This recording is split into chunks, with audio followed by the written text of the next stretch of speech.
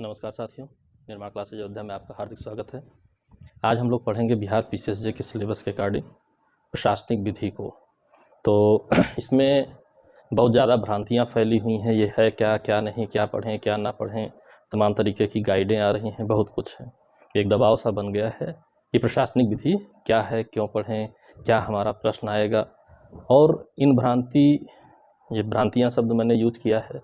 भ्रांतियों का कारण क्या है कि ध्यान से सिलेबस को नहीं आपने पढ़ा, जिससे लगता है कि एक नया कोई एक्ट आ गया है, कोई लॉ आ गया है, जिसकी वजह से आपको समस्या लग रही है।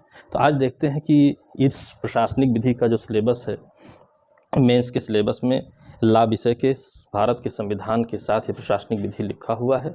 और प्रीलिम्स के सिलेबस में आप जानते हैं मेंस के जितने भी पेपर हैं, चाहे वो चुनने वाले हों चाहे जो भी हों, सभी से आपका प्रश्न आना है।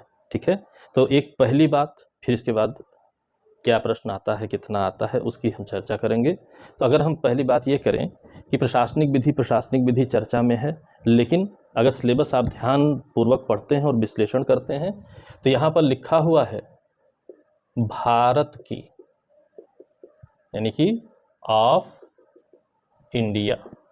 यानी कि प्रशासनिक विधि का कॉन्सेप्ट तो बहुत बड़ा है। ब्रिटिश एडमिनिस्ट्रेटिव लॉ है, फ्रेंच एडमिनिस्ट्रेटिव लॉ है, जर्मन एडमिनिस्ट्रेटिव लॉ है, रशियन एडमिनिस्ट्रेटिव लॉ है, बहुत कुछ है। लेकिन हमें क्या पढ़ना है? भारत की प्रशासनिक विधि के बारे में पढ़ना है। ये बात आपको ध्यान रखना है। ठीक है, अब इसके बाद दूसरी बात कि प्रश्न कितने आते हैं। तो अगर प्रशासनिक विधि के टॉपिकों को देखते हुए बात किया जाए तो सामान्य तौर पर आपके 15 से 20 प्रश्न लगभग आपके आएंगे। ठीक है, यानी कि जो नंबर ऑफ क्वेश्चंस होंगे ये 15 to 20 रहेंगे। ठीक है, अब मज़ेदार बात ये है कि पिछले वर्षों के प्रश्न पत्रों, पिछले वर्ष से ही ये जुड़ा है। अगर हम प्रश्न पत्रों को सॉल्व करते हैं तो आप देखेंगे 20 प्लस क्वेश्चन आपको भारत के संविधान से दिखेंगे। यानी कि अगर इसको भारत का संविधान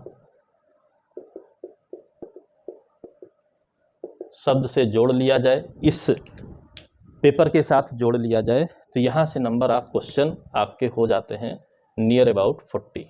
यानी कि 100 प्रश्नों में 40 प्रश्न आपके भारत का संविधान और भारत की प्रशासनिक विधि से आएंगे। ठीक, एक बात तो ये समझ में आती है सीधी सीधी कि मैक्सिमम नंबर ऑफ क्वेश्चंस पूरे पेपर में इन दोनों को मिलाकर रहना है। ठीक, दूसरी अगली बात अगर प्रशासनिक विधि का सिलेबस आपने ध्यान से पढ़ा है और थोड़ा बहुत भी आपने प्रशासनिक विधि पढ़ा है तो आपको पता होगा, यह प्रश्न को भी देखा है तो आप देखेंगे कि संविधान में बहुत सी ऐसी आपने बातें, जिसने संविधान सही ढंग से पढ़ा है, इंटरप्रेटेट करते हुए पढ़ा है, विश्लेषण करते हुए पढ़ा है, लगभग प्रशासनिक विधि की सभी बातें आपको वहीं पर मिल जाती हैं। इसका मतलब यह है कि अगर संविधान को थोड़ा सा ध्यान से, जैसे आपके कई सिलेबसों में लिखा हुआ है भारत की राज व्यवस्था, भारत की शासन व्यवस्था, भारत का संविधान, ठीक है, political structure of Indian constitution या इंडिया, इस टाइप के जब टॉपिक्स में आप जाते हैं तो आप देखेंगे एडमिनिस्ट्रेशन उसमें अपने आप ही इन्वॉल्व होता है।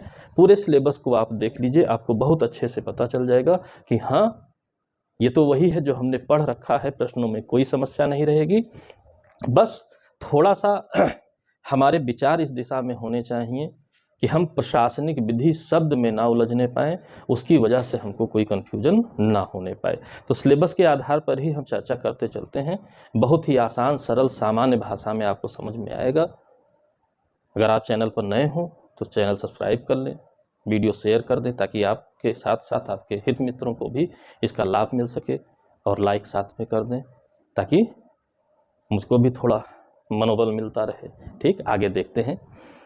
पहला यहाँ पर टॉपिक लिखा हुआ है प्रत्यायोजित विधान। पहला टॉपिक लिखा हुआ है प्रत्यायोजित विधान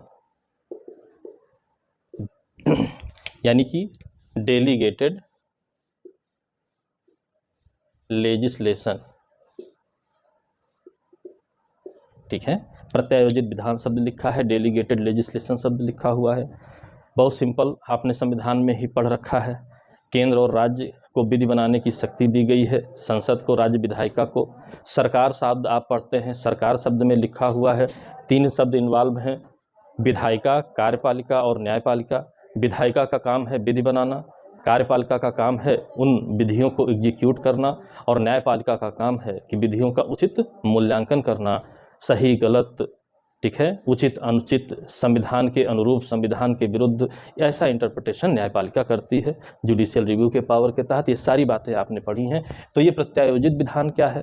जब अपनी विधि बनाने की शक्ति का, या विधि बनाने की शक्ति शब्द भी छोड़ दीजिए, जब हम अपनी पावर्स को दूसरे को यूज करने को दे देते हैं। तो आप जानते हैं, अगर विधायिका की बात की जाए तो केंद्रीय विधायिका संसद में बैठी हुई है, राज्य की विधायिका राज्यों की राजधानी में बैठी है। राज्य बहुत बड़ा है, भारत भी बहुत बड़ा है। कैसे प्रशासन होगा, विधियां कैसे एग्जीक्यूट कराई जाएंगी, तो वो कार्यपालिका के माध्यम से एग्जीक्यूट कराई जाती हैं। इसका मतलब यह है कि विधि बनाया आपने, अपने अधिकारियों प्राधिकारियों के माध्यम से विधि को हमारे बीच आप लेकर के आए, यानी कि एक प्रतिनिधि के रूप में लाए। तो वो प्रतिनिधियों को ऐसी तमाम विवेकाधीन शक्तियां दी जाती हैं ताकि उस विधि का उचित से उचित एग्जीक्यूशन किया जा सके। तो बिना अपनी शक्ति को प्रत्यायोजित किए ऐसा नहीं किया जा सकता है। प्रत्यायोजित विधान का कॉन्सेप्ट यही है आपका, कि जब कोई अपनी शक्ति का उपयोग दूसरे को करने के लिए प्रत्यायोजित कर देता है, उसको प्रदान कर देता है, और एक नियंत्रण के साथ, उचित रूल रेगुलेशन के साथ, उचित नियमावली के साथ कि हमारा लक्ष्य यह है, हम यह कर रहे हैं, ठीक है, तो वो प्रत्यायोजित विधान की कैटेगरी में आ जाता है, क्योंकि डेलीगेटेड लेजिस्लेशन लिखा हुआ है। इस बात पर आप ध्यान रख के रहिएगा। सिंपल सा सोचिए तो आपको समझ में आएगा कि भारत का संविधान ही तो सबको शक्ति प्रदान कर रहा है, और सर्वोच्च शक्ति संविधान में निहित, यानी संविधान अपनी शक्तियों को प्रत्यायोजित ही तो कर रहा है। यानी कि वर्तमान की जो हमारी एडमिनिस्ट्रेटिव लॉ है, एडमिनिस्ट्रेटिव लॉ ऑफ इंडिया है, ये कहाँ से कंडक्ट हो रही है? मूल सोर्स इसका संविधान है।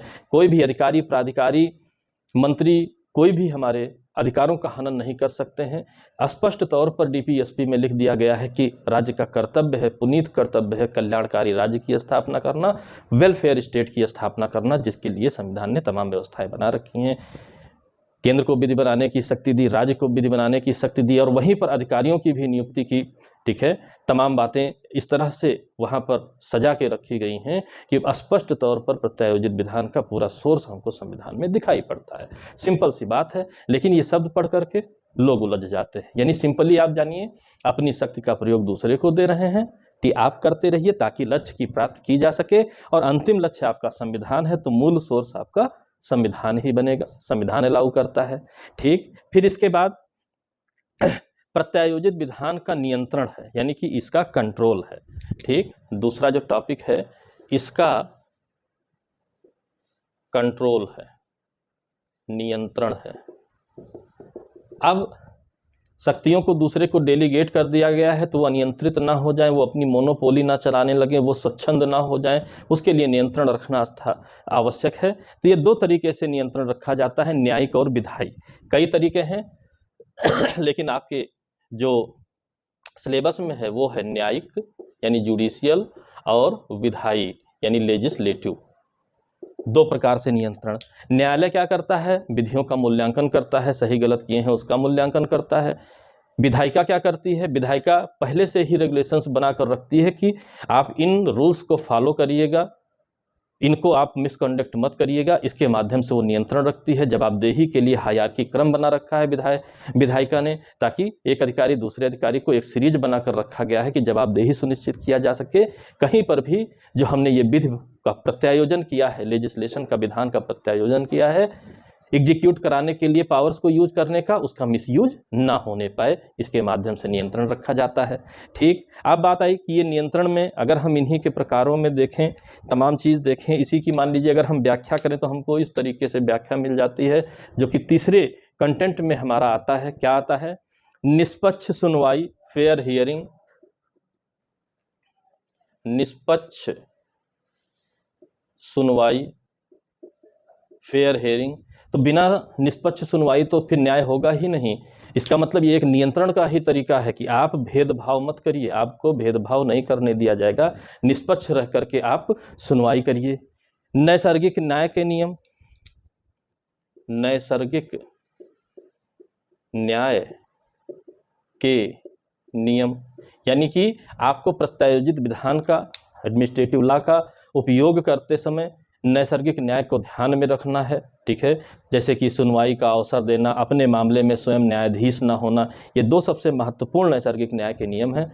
जो मैं बोल रहा हूँ सिंपली वही प्रश्न बनेंगे, छोटी सी बातों को ध्यान रखिए, कोई भी कन्फ्यूजन नहीं रहेगा, सारी कहानी ही कहानी है यहाँ पर। बाकी जो यहाँ पर केस लॉज आपकी किताबों में भरे पड़े हैं, सारे केस लॉ आपने संविधान में पढ़ रखे हैं। अब आप पता चला कि संविधान में अलग मेंटलिटी लेकर पढ़ रहे हैं, एडमिनिस्ट्रेटिव लॉ ऑफ इंडिया अलग मेंटलिटी लेकर पढ़ रहे हैं, एक ही बात को बार बार रिपीट कर रहे हैं, लेकिन मेंटलिटी अलग अलग होने की वजह से दोहराने का लाभ ही नहीं पा रहे हैं। तो ये आपकी एक फेल्योर ऑफ स्ट्रेटजी रहेगी, इसको आपको मेंटेन करना जरूरी है। यानी कि जो आपने पढ़ा है संविधान में अच्छी तरीके से, उसी को यहाँ पर एडमिनिस्ट्रेटिव लॉ में सजाना है। अगर इतनी बात समझ में आ रही है तो भाई नैसर्गिक न्याय के नियम पर आप जानते हैं ईपी रोयप्पा, मेनका गांधी 2 केस सबसे इंपॉर्टेंट हैं। अब उसको आप भूल जाइए, एडमिनिस्ट्रेटिव लॉ में ढूंढने लगिए तो फिर अलग बात है। प्रश्न भी मिला करके आएंगे, कोई ये नहीं बताएगा कि संविधान का प्रश्न है या एडमिनिस्ट्रेटिव लॉ का है। आपको सिर्फ सही करना है, वहाँ कोई कैटेगराइजेशन नहीं है कि आपको इसको इस व्यू से सही करना है, आपकी समझ से सही होगा। सिंपल ध्यान रखे रहिए। ठीक है, पक्षपात के विरुद्ध नियम, भाई निष्पक्ष सुनाई, नैसर्गिक न्याय के नियम, पक्षपात के विरुद्ध नियम, यानी कि कोई पक्षपात नहीं करेगा। ठीक है, कोई पक्षपात नहीं किया जाएगा, रूल अगेंस्ट रैश। ठीक, फिर एक और यहाँ नियम लिखा हुआ है, आडी आल्टेरम पार्टेम, एक लैटिन मैगजिम है, आडी आल्टेरम पार्टेन। यह क्या होता है, ये आपका डायरेक्टली प्रश्न बनेगा। ठीक है, आडी आल्टेरम पार्टेन, ये आपका डायरेक्टली प्रश्न बनेगा। दूसरे पक्ष को सुनो, इसका शाब्दिक अर्थ क्या होता है, दूसरे पक्ष को सुनो। अब दूसरे पक्ष को आप सुने ही नहीं, एक ही पक्ष को सुन रहे हैं, तो जाहिर सी बात है आपका जजमेंट कभी भी सही नहीं होगा। सिंपल सी बात है, सिंपल से तरीके से पूछा हुआ है, कोई कंफ्यूजन नहीं है। ठीक है, अगली बात है, न्यायाधिकरण एवं अर्ध न्यायिक प्राधिकरणों की स्थापना की जाएगी। न्यायाधिकरण और अर्ध न्यायिक प्राधिकरण,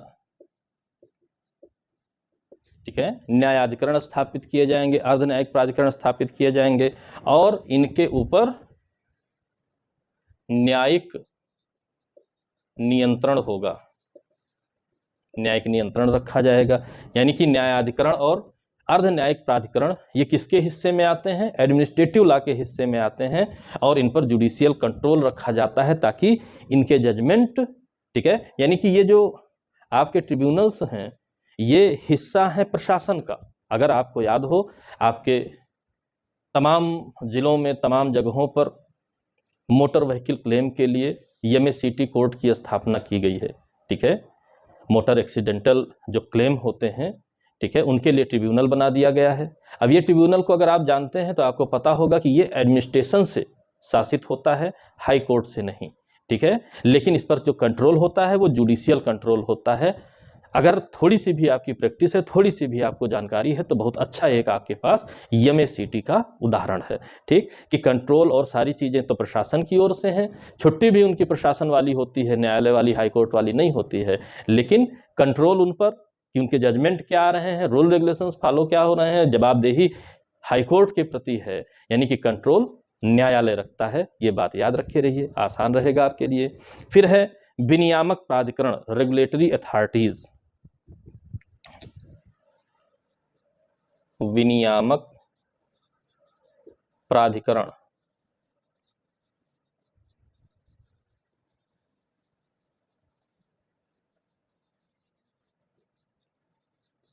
रेगुलेटरी अथॉरिटीज, यानी कि कहने का मतलब यह है कि एडमिनिस्ट्रेशन के लिए बहुत से रेगुलेटरी अथॉरिटीज़ की आवश्यकता पड़ती है। देखिए, सभी का इंटरेस्ट एक समान नहीं होता है, मध्यम मार्ग निकालना पड़ता है, क्योंकि संविधान में मैंने पहले ही बताया, डीपीएसपी में लिखा है कल्याणकारी राज्य। कल्याणकारी राज्य के लिए सामाजिक न्याय, राजनीतिक न्याय, आर्थिक न्याय सभी की आवश्यकता है। ठीक है, और सभी कुछ जब आप पढ़ते हैं डीपीएसपी, तो वहां पर आप देखते हैं कि उसकी मूल भावना किसमें निहित है, किसमें छिपी हुई है? बहुजन हिताय बहुजन सुखाय, अधिकतम लोगों का अधिकतम सुख में। सभी लोगों का नहीं संभव है कभी भी, अधिकतम लोगों के अधिकतम सुख को देखा जाएगा, ठीक है। जैसा कि आर्टिकल 39 में स्पष्ट प्रोविजंस दिए हुए हैं आपके कि स्त्री पुरुष को समान वेतन मिलेगा, भौतिक संसाधनों का संकेंद्रण नहीं होगा, उसका इंटरेस्ट लाभ सभी में बराबर वितरित होगा, ऐसी तमाम बातें पढ़ी हुई हैं आप। वही है, उन्हीं रेगुलेशंस के लिए रेगुलेटरी अथॉरिटीज बनाई जाती हैं, ये बात ध्यान रखे रहिएगा। फिर है प्रशासनिक कार्यों का न्यायिक पुनराविलोकन। प्रशासनिक कार्यों का न्यायिक पुनराविलोकन, ठीक। यानी कि जुडिशियल रिव्यू किसके लिए? एडमिनिस्ट्रेटिव जो एक्शंस हैं उनके लिए। अब बात आई कि हमने तो जुडिशियल रिव्यू संविधान में पढ़ रखा है, विधायिका द्वारा विधायी शक्ति का प्रयोग करते हुए जब विधियों का निर्माण किया जाता है तो फिर देखा जाता है विधि युक्त है कि नहीं है, युक्त रीजनेबल है, नॉन रीजनेबल हैं, इसके आधार पर उन्हें वाइड या वैलिड घोषित किया जाता है। सामान्यतः जुडिशियल रिव्यू के रूप में आप इसे जानते हैं, जिसमें हाई कोर्ट और सुप्रीम कोर्ट को पावर दी गई है, ठीक। लेकिन आप जानते हैं कि विधियों का कंप्लायंस, एग्जीक्यूशन तो प्रशासनिक कार्य करेंगे। तो यहाँ भी एक क्रम बनाया गया है, यहाँ भी एक जवाबदेही सुनिश्चित की गई है, ठीक है, कि प्रशासनिक कार्यों के पुनरावलोकन की भी आवश्यकता है, क्योंकि प्रशासनिक कार्य आए कहाँ से हैं? डेलीगेटेड प्रत्यायोजन से आए हैं।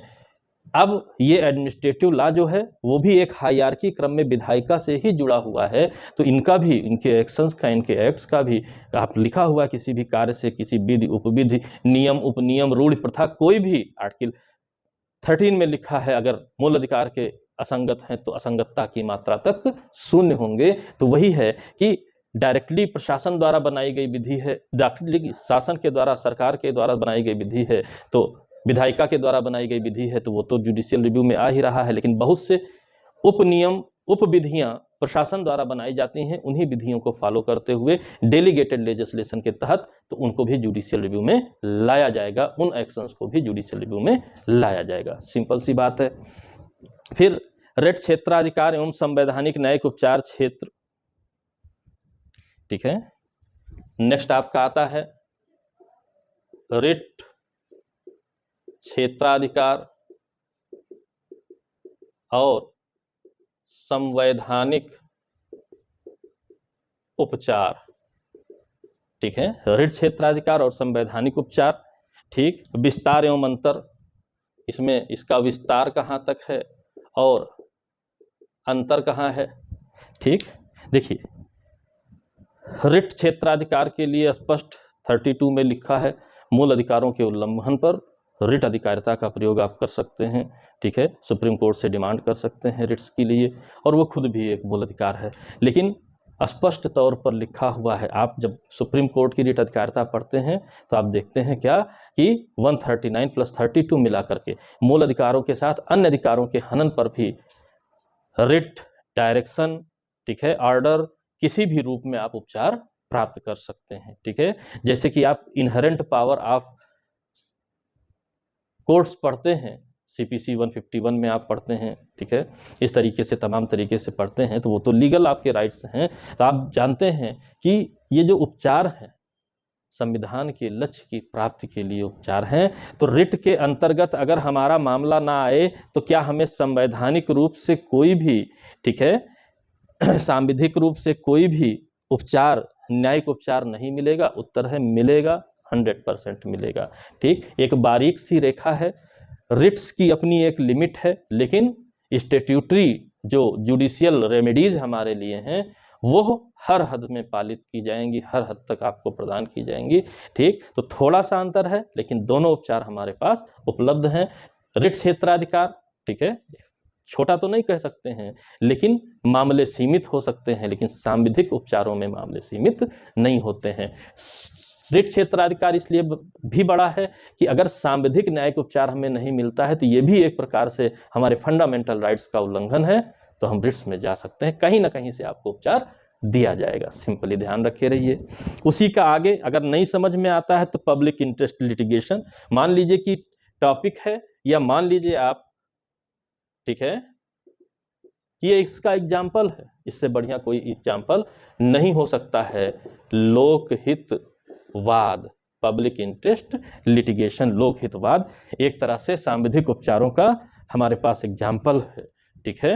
यानी कि कोई भी व्यक्ति अभावों के कारण न्याय से वंचित नहीं रहेगा। एम.सी. मेहता बनाम भारत संघ आपने स्पष्ट तौर पर PIL भी पढ़ रखा है संविधान में, इसीलिए मैंने शुरुआत में कहा कि आपको भारी पड़ सकता है, लग रहा हो, आपको लग रहा हो कि ये नई विधि आ गई, अब इसका क्वेश्चन कहाँ ढूंढने जाएं, मोटी मोटी किताब खरीद के लाएं, लेकिन अगर मेरी बात समझ में आ रही तो आपको ध्यान से थोड़ा सा भी इसके भावना को आप समझेंगे तो आपको लगेगा नहीं, ये तो हमारा ऑलरेडी तैयार है, क्योंकि संविधान हमारा तैयार है। तो सिंपल सी बात के रूप में सोचिए, बहुत आसान हो जाएगा, कोई समस्या आपको नहीं रहेगी। ठीक, फिर है राज्य का अपकृत दायित्व एवं प्रतिकर, ठीक है, राज्य का अपकृत दायित्व और प्रतिकर, बहुत स्पष्ट इस टॉपिक को आपने टाट लॉ में पढ़ रखा है, ठीक है। कस्तूरी लाल रलिया बनाम उत्तर प्रदेश सरकार, ठीक है, तो कस्तूरी लाल रलिया का केस आपने पढ़ा है, आपने स्टेट लाइबिलिटी को स्पष्ट तौर पर टाट में पढ़ा है, तो वहीं पर इंटरप्रेटेट हुआ है आपका एडमिनिस्ट्रेटिव लॉ, भले ही वो आप टाट में पढ़ते हैं, ठीक है।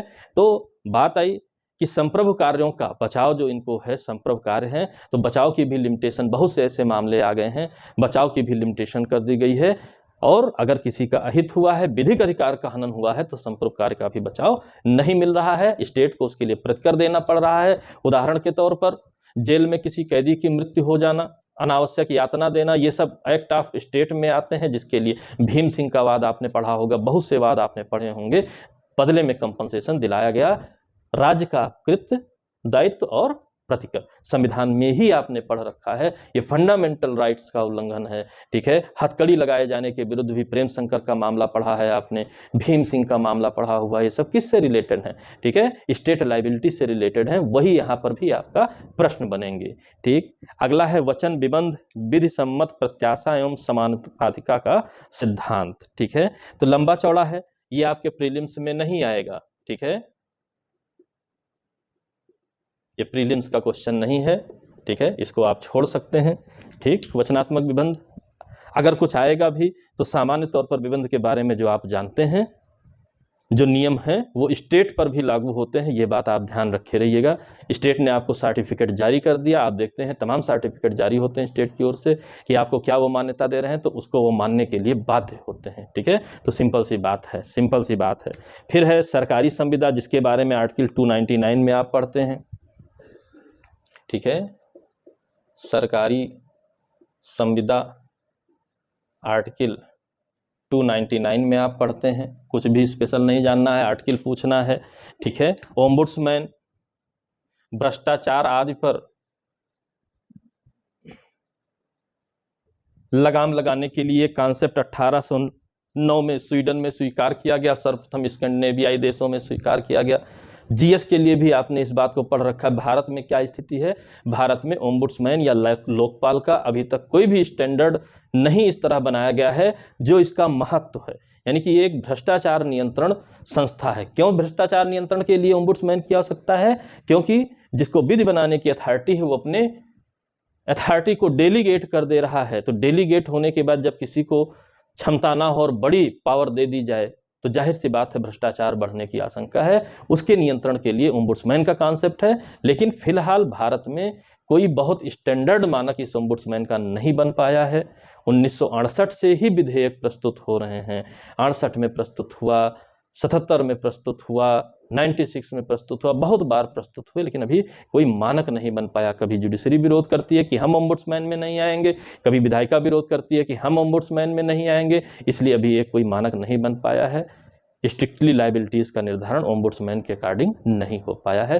फिलहाल सलाहकारी जैसा कार्य करता रहता है ओम्बुड्समैन, ठीक है। ये आपका सिलेबस है, ये एक सिंपल सी बात है कि आपने, मेरा खाली इस क्लास का पर्पज ये था कि आप इस बात को समझिए कि आपका सारी बातें आपको तैयार हैं, बिना मतलब का प्रेशर लेने की कोई आवश्यकता नहीं है कि हमें एडमिनिस्ट्रेटिव लॉ ऑफ इंडिया भी पढ़ना है, उसके लिए अलग किताब लाएं, अलग तरीके से तैयारी करें।